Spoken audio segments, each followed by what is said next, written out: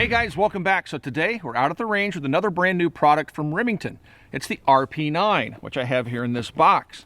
I was just surfing my local gun shop, saw that they had one on the wall, and I was kind of curious about it. How's it going to work?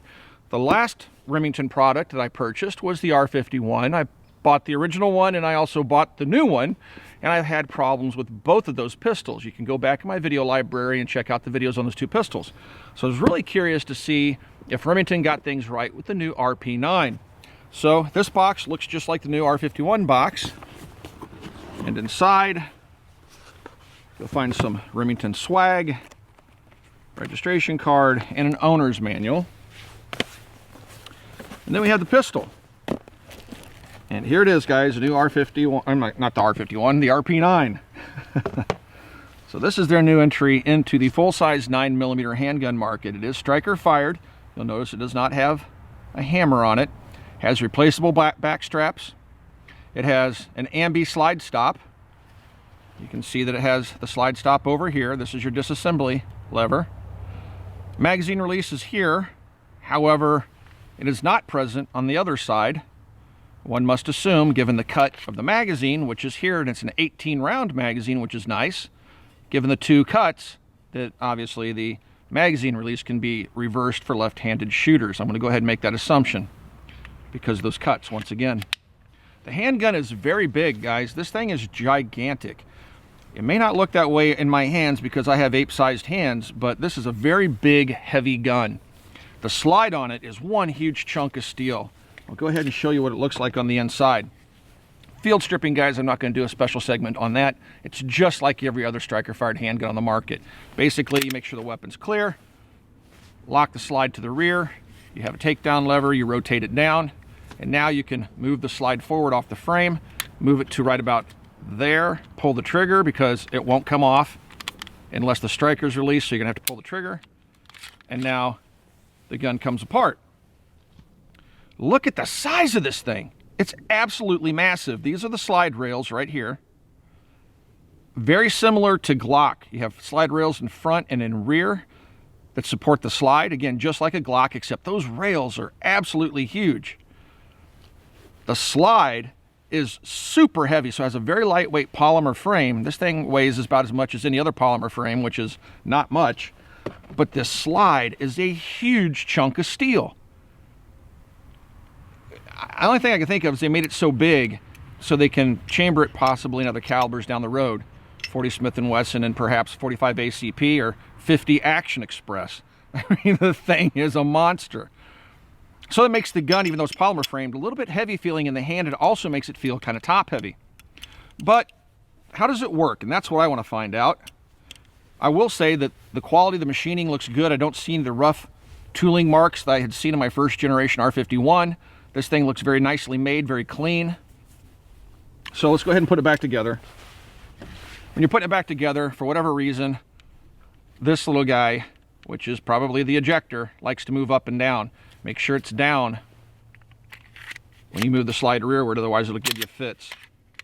And there you go.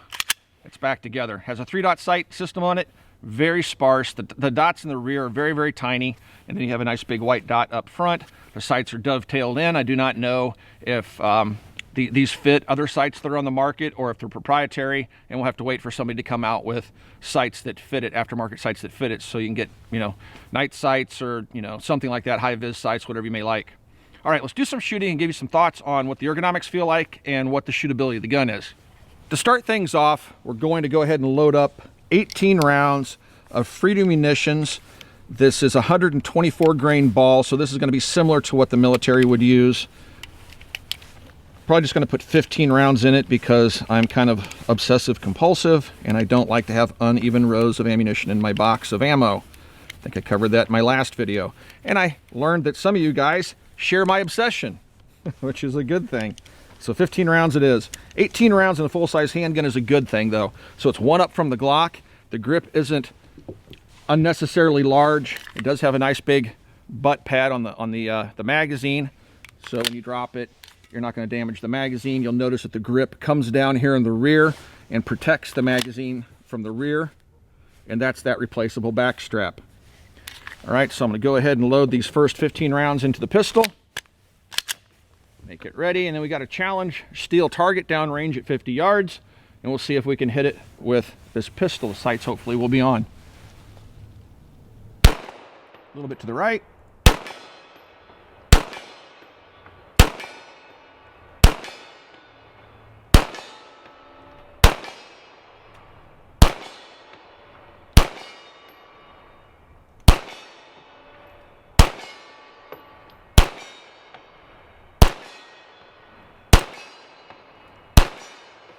All right, 14 out of 15 shots, not too bad. I would say the sights are on, and we had flawless function with the ball ammunition.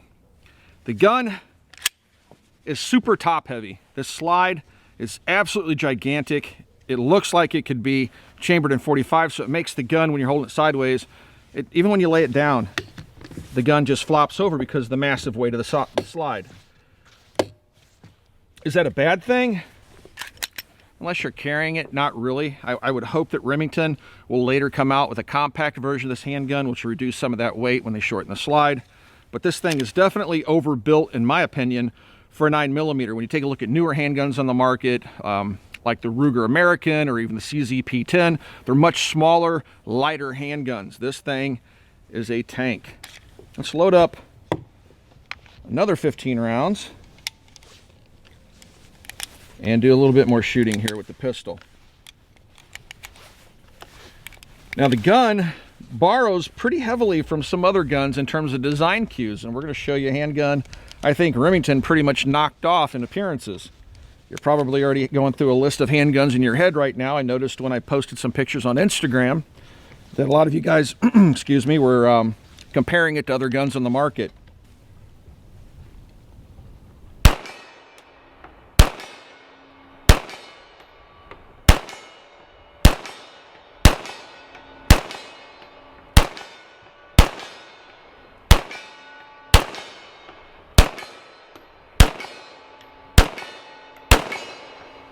15 for 15 at 100 yards. I wish at 50 yards, not too bad. So we'll say the gun's very shootable.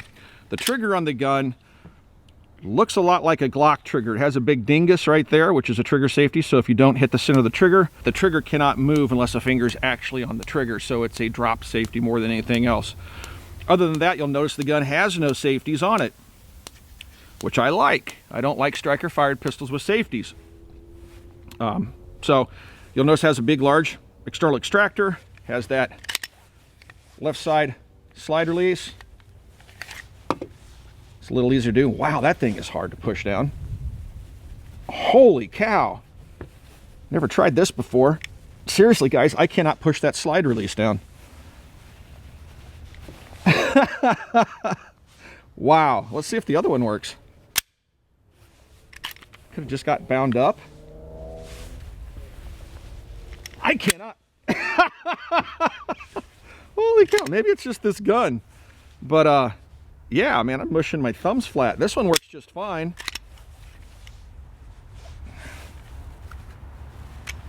Ow, that one not so much.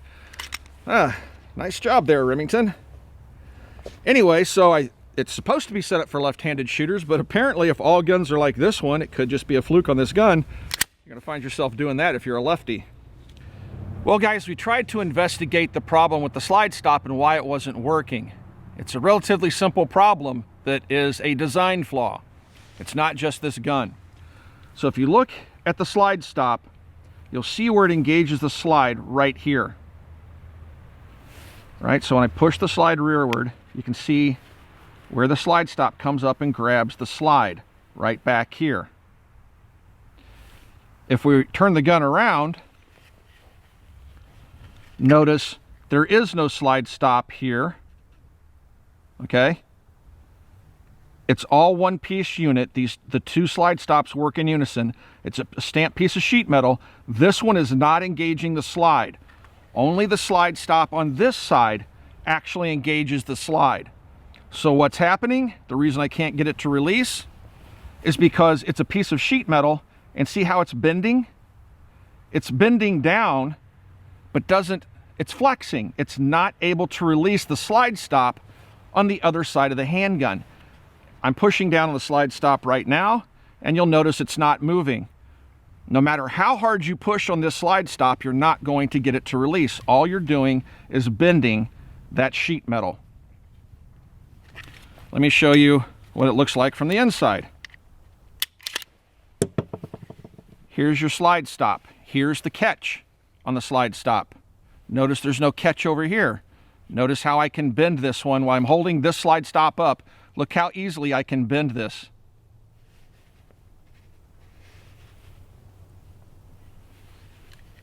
That, guys, is just shoddy engineering. So this is set up for left-handed users, but probably won't work for left-handed users until Remington decides they either use a heavier gauge sheet metal or do something to re-engineer the pistol, because that slide stop simply isn't going to work. It may work on some guns. Some of you guys are going to go, oh, but mine works fine. But obviously there's a design flaw, because what's happening on my gun is the sheet metal's flexing. It's a very flimsy, thin piece of sheet metal. It's all one piece, and it's not able to release the slide stop mechanism on the opposite side of the gun because I'm just flexing the sheet metal. I do have to check to make sure that the gun functions with a fully loaded magazine. So I have 18 rounds loaded into this magazine. The magazines have a nice little window system on the back so you can see exactly how many rounds you have loaded. And let's see if she cycles with these 18 rounds. And I'm glad I checked the 18 rounder, because it would appear that there's just a little bit too much pressure on the slide from the magazine spring pushing the loaded rounds up. And that's why we test with the full 18 rounds. So let's go ahead and, well, it looks like we had a bigger problem. It looks like the bullet nosed down into the feed ramp of the gun. Now, I have watched some other YouTube videos about this gun. There's nothing we're going to be able to do to clear that. I have watched some other YouTube videos about the gun, and other people have had similar problems with their RP9. Let's see if it can feed from 17 rounds now.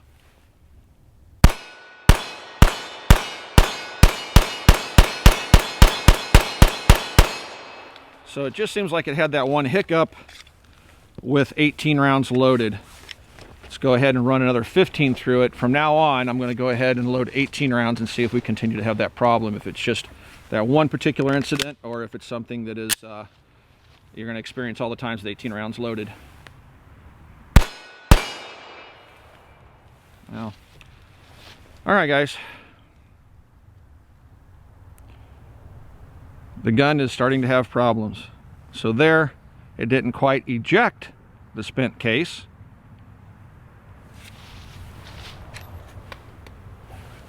And the gun is completely bound up for some reason. That next round nosed down into the magazine, but the slide is very gritty trying to pull it back.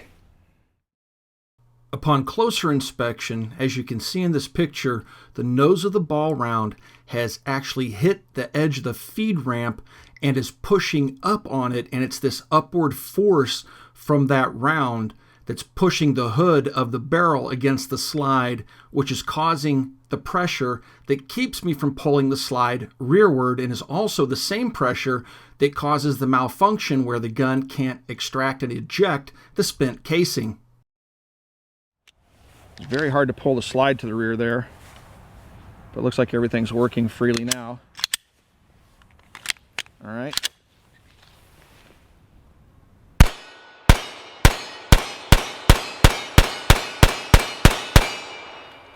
All right, well, we're starting to have some problems with the gun. Now I want to keep shooting it and see if the problems persist, or if perhaps the gun breaks in. Now, I do not believe in break-in periods for handguns.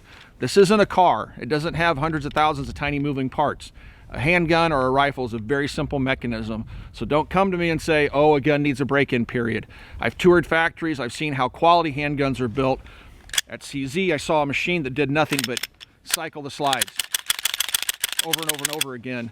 They break the guns in at the factory, if a break-in is required at all. So I don't buy into the break-in thing, but some guns do, after a few hundred rounds, start to loosen up and start to work right.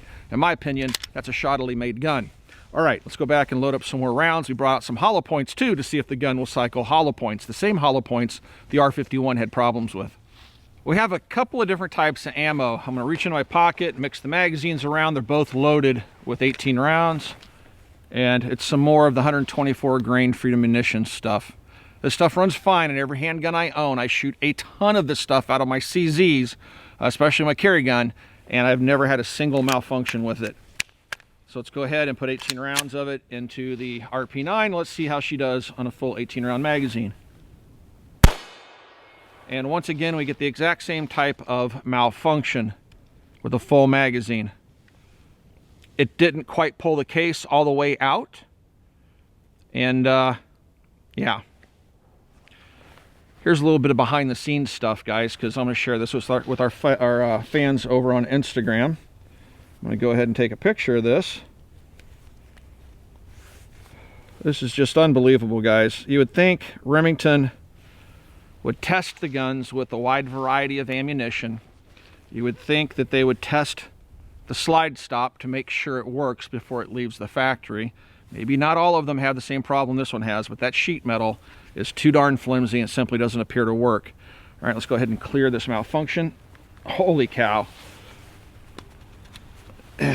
Look, when it has this malfunction, guys, the slide is nearly impossible to pull to the rear. It's staying to the rear, but it has not engaged the slide stop. It still has a way to go.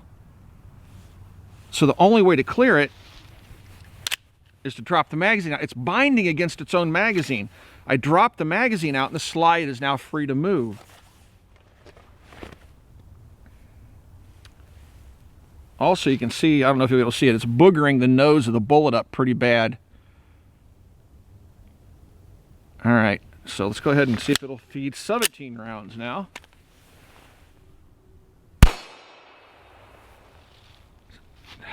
(18 and 17). The 2 rounds that give the same malfunctions. All right, now watch. Let's see if I can pull the slide to the rear. I can't. I can just eke it back a little bit. I'm dragging it. I'm going to do it because you got to see if the nose of that round below. All right, got it back. And look at that mess in there, guys.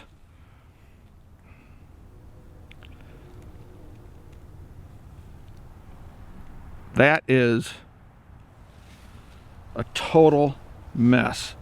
And it does look like it's binding up on that round. It's just mushed into the feed ramp, which is what's boogering up the Instagram, guys. Follow me there. That's just unbelievable. All right. The only way to clear this malfunction is to drop the magazine, which it goes home. That bullet fell, and that's what's boogering up the nose of the bullet. I don't know if you guys can see that boogie mark on the tip of the bullet. It's nosing it down. It's actually boogieing up both sides of the bullet. I'm going to keep that one in my pocket so I get some closer pictures of it. Got it clear. See if we can finish out the magazine.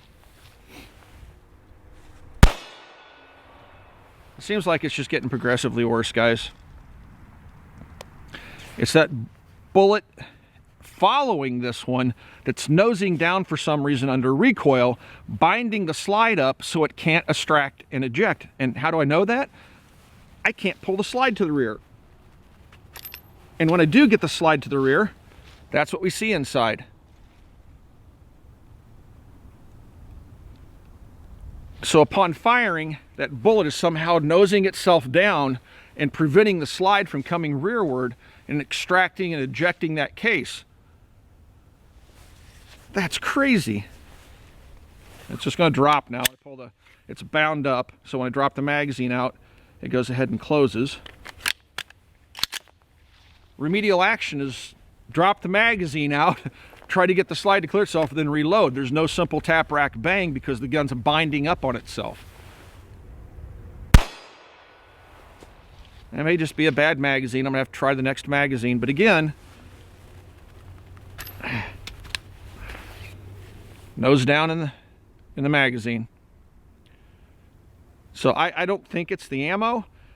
It's just completely crushing that round down into the magazine. It's below. It's not even touching the feed lips anymore. It's just like a complete magazine malfunction of some sort. Make sure the weapon's not loaded. Let's see if it does any better with the hollow points. Now, that's the ammo that we opened the video with that the gun was working fine with. Within 100 rounds or so, the gun has just started to fall apart on us here. All right, now this is 115 grain hollow point ammunition from ZQI. We've used this in a lot of our test guns, never had a single problem with it. And this is the same ammunition. Well, we had one problem with it. It was the R51. 18 rounds.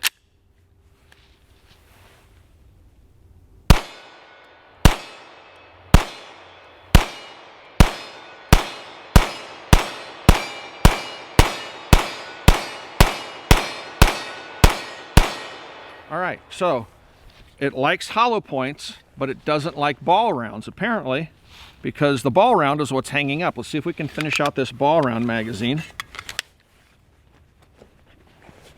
I'm gonna run up to the Jeep and see if I have any other ball rounds.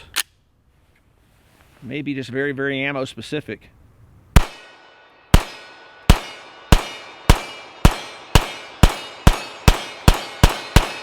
All right, so it finished out the magazine.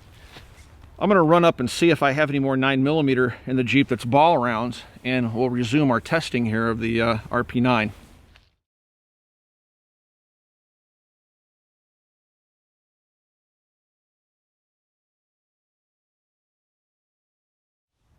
I did find some 123 grain ZQI in the Jeep, so let's see if I always keep this stuff around because it seems to work in everything. We've been looking at the feeding problems, and every single time now it happens, we've been kind of trying to figure out what's going on. Even after we've cleared the malfunction, for whatever reason, the nose of the ball wants to stick up and wedge itself underneath the feed ramp of the barrel, which is apparently pushing up on the barrel, which is what's keeping the slide from coming open. It's kind of a very weird malfunction that the only way to clear it is to actually take the magazine out of the gun. Can't say that that's a good thing. Let's see if it's all ball ammo that it has a problem with. Usually guns prefer ball ammo and have problems with hollow points. I will say that getting 18 rounds into these magazines can be a little bit taxing. I do have an up-lula in my Jeep and I forgot to grab it. Hope I can get this 18th round in there. Okay. 18. Now let's see if it has the same problems. Here we go. Let's do it over here. Let's see what happens.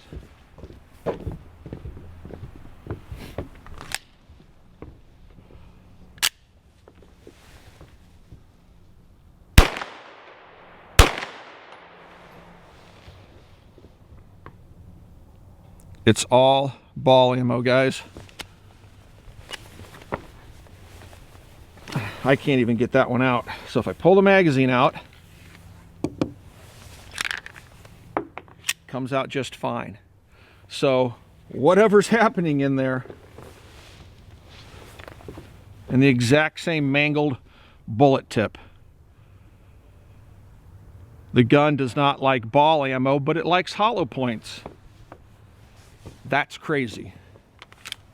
Usually the exact opposite problem. It's just having feeding issues in general. All right.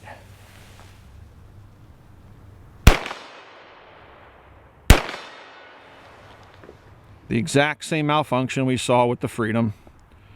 Again, guys, these are loads that I use all the time. You see this stuff on the channel over and over again. It runs in every handgun I have. My Freedom runs in every gun that I have. But these two are having the exact same problem. You can see right down inside there how the nose of the bullet has hung up on the feed ramp. It's wedged itself underneath the feed ramp, which is pushing up on the barrel, I believe, which is what's making it so hard to draw the slide to the rear. And that's why it stays to the rear when it's not even, I don't know if you can zoom in enough, you can see that the slide stop hasn't even engaged the slide. It's past the slide stop. So that bullet has wedged itself up underneath the feed ramp, is pushing up on that barrel, and the hood is binding on the top of the slide. Drop the magazine out to prove my point, get the round out of there, and it goes home. I don't know if it's stripped around or not. It didn't. But I can tell you already before I even look, the tip of that bullet is going to be mangled. So it's just that tip of the bullet's getting stuck underneath the feed ramp, pushing up on the hood, causing that malfunction. Remington, I keep giving you guys chances, and you just keep screwing it up.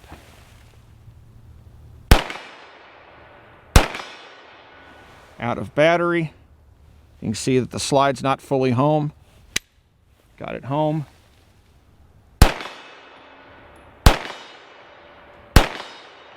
Out of battery.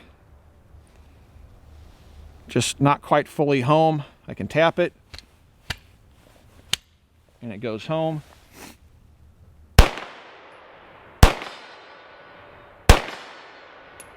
Ever so slightly out of battery. Got it home. Out of battery once again.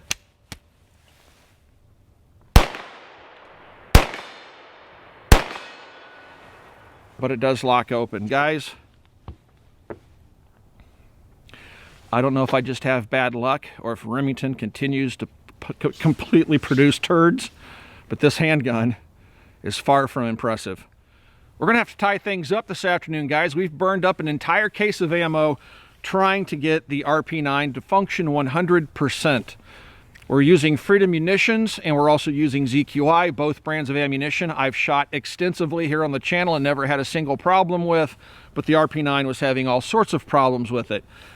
As time wore on, again, we burned up an entire case of ammo. By the time we started getting to the end of the case of the ammo, it seemed like the malfunctions became less frequent. We just shot the video of Jason shooting the gun next to the other guns we brought out this afternoon, and he only had one of those malfunctions in that 18-round magazine, which is much better than what we were seeing earlier. Even after we'd fired 200 or 300 rounds to the gun, when we were doing that, it was having those malfunctions one after the other. Jason got it down to just one malfunction out of a magazine. So perhaps the gun will break in if you fire a case or two of ammunition through it. At a market price of right around $400, maybe $450 to $400, depending on where you shop and how much your local gun shop marks things up, the gun comes to market at a price that's competitive. It's right in the same price point as the new P10C from CZ and a whole bunch of other handguns that are currently on the market. I do think that it has some design flaws, most notably the slide stop, which is made out of a very thin sheet metal, which keeps you from being able to use it as a slide release. If you're a left-handed shooter, you'll be able to lock the slide open, but there, you won't be able to release it. But if you're a right-handed shooter, it's going to work for you just fine.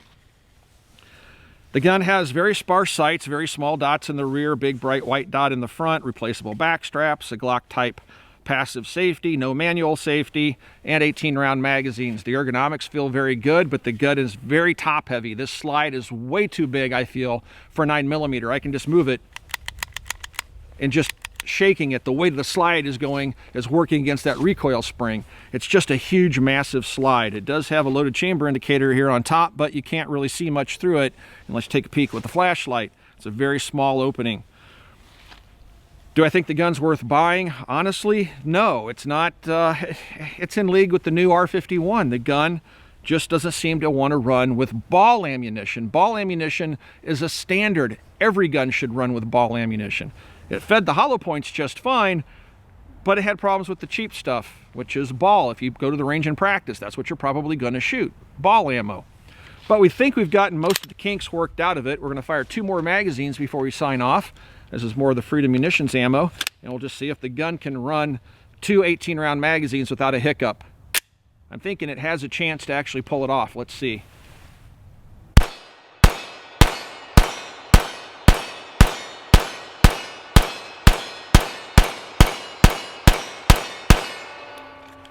Oh my gosh, it's doing good. We may have broken it in after a case of ammo.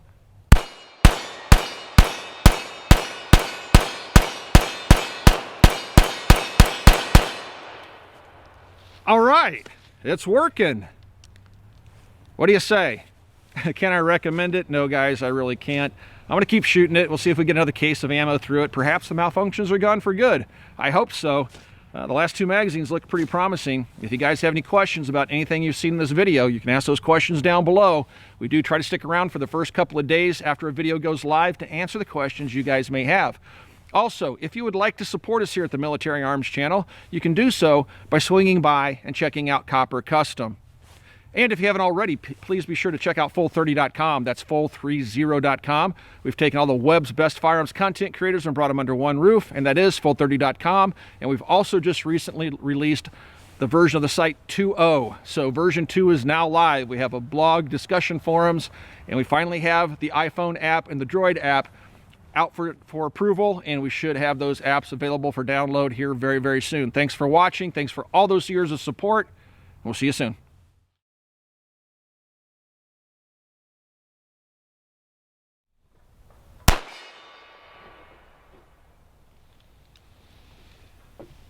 I thought we had that broken in, Jason.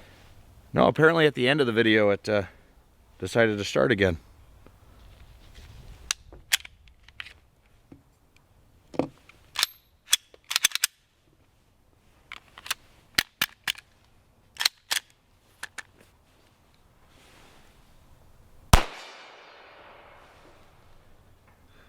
Huh. Back to single shot. I really thought we had this thing working, man. Dang it!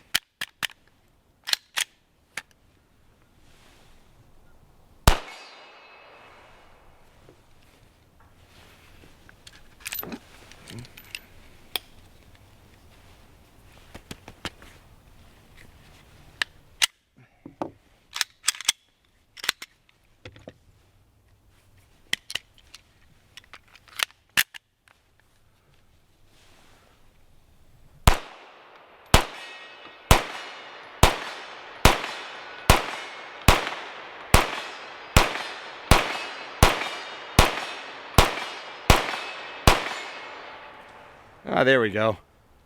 Now it's broken in. Now it's broken in.